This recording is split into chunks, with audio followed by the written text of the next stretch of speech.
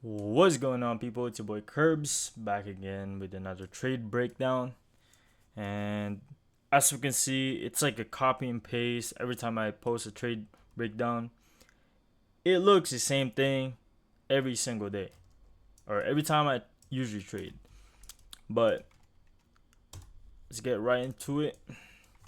Um, as we can see, overall, if you guys know the news back in all-time highs to the first week of August, we dropped down about, wow, that's 3,684 points for futures, but that's a lot for forex market. But from July all-time high to August, we dropped down crazy amount of retracement to liquidate everything we have right over here. And that's completely normal for our market, because if it's all-time high, it needs to go back down to either equilibrium.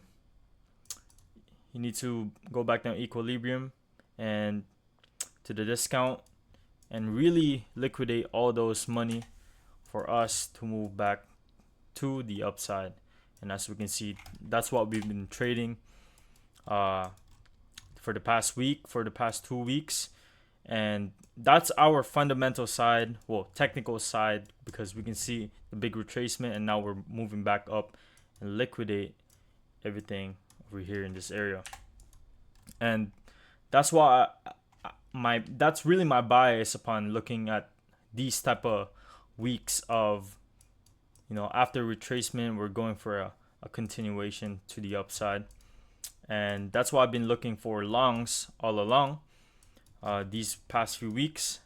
And as we can see, we had last trade over here for a long, and that's for MNQ, and it's been hitting like crazy, right? And for this trade, all I did was really focus on the 15-minute and 5-minute and see where my support and resistance was. And this one is gonna be kind of confusing because right before 9:30 open, as we can see, we have our bearish sentiment coming down over here, building ourselves a higher high, and then breaking structure over here higher and creating a higher low. Lower low, and then giving ourselves a higher high, then a lower low here. And then the thing about my strategy, once again, whatever breaks the support or resistance on the major support and resistance before 9:30, that's where we are headed to do.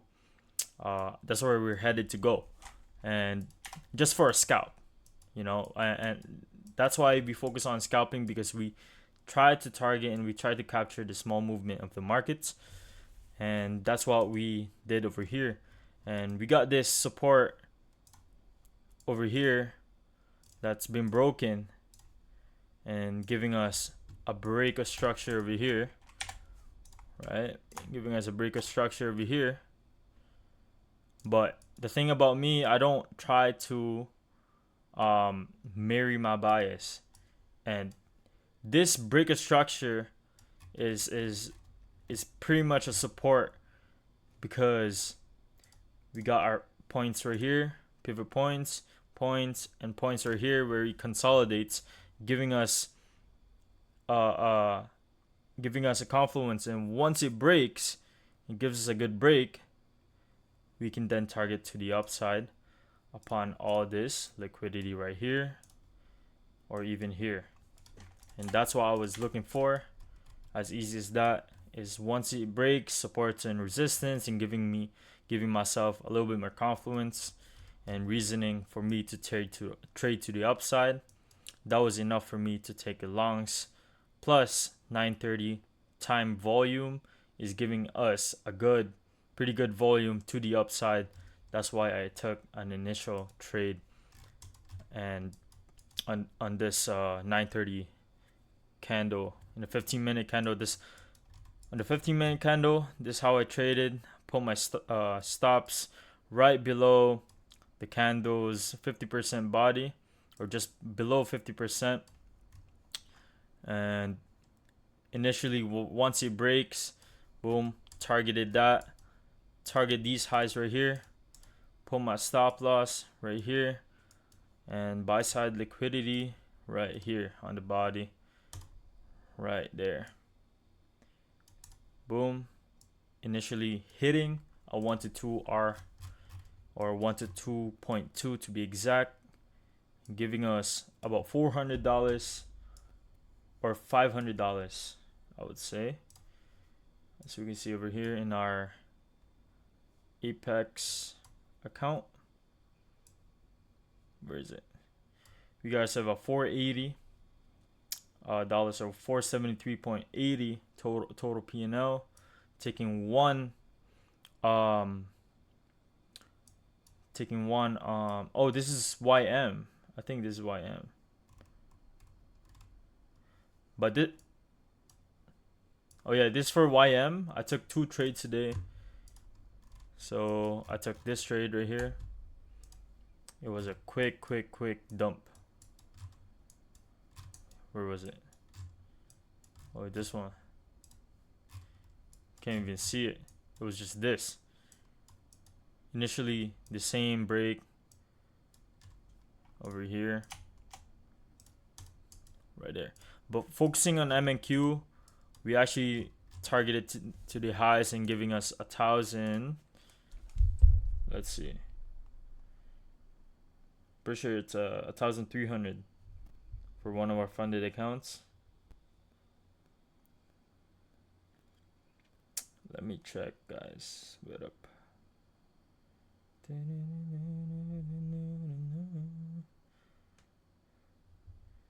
What the heck?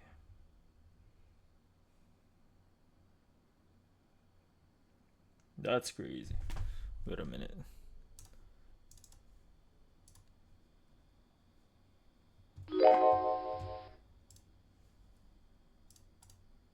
All right. About over here. Where is it? 1,000. Here. 1,295. That was our profit. And pretty much 480 or 470 in our futures. And you guys are probably questioning why for only 470 on futures, because there's a consistency rule in futures, funded accounts, and if you can't risk 30% of the profit target, which is 2,600, you can't really get a payout because you're not consistent on risking the same amount of contracts or units. And that's why I've been following the risk management that I have, which is just risking 3, 4, 5 contracts depending on setup for MNQ, and for YM just 1 or 2, right? So that's giving me a good and healthy risk to reward and risk management. And same thing for the CFD funded accounts that I have. I'm only risking about 1% of my account, and I always have that locked in with my EA. You know what I mean? So pretty much MNQ, we smashed that with a 1 to 2. For my futures funded account, giving us 480. And we smashed that too, about for a 1 to, I'm pretty sure it's a 1 to 2 twos, because like I think, yeah, my stop loss is gonna be here. So I risked about $300 for a 1 to 1, right? $300 for 1 to 1, and I close on like a 1.6 about this over here before it rejected to the upside, and before it completely will stop me up. That's the thing about scalping. You need to know when to lock in your trade. And I really like how my strategy goes, because I'm a very fast-paced guy. I like it when the money is there, and I don't like waiting. I just want to get it done over with.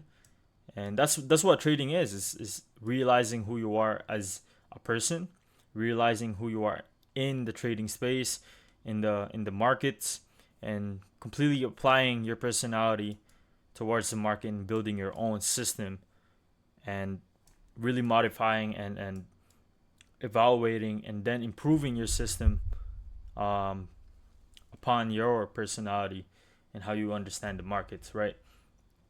And yeah, like going into psychology too, like if you can't really control yourself with your plan, you made your plan for a reason, and if you can't follow it, well then why you even trading, right? Like you need to build a plan that is solid for you so that it's just easy for you, non-negotiable.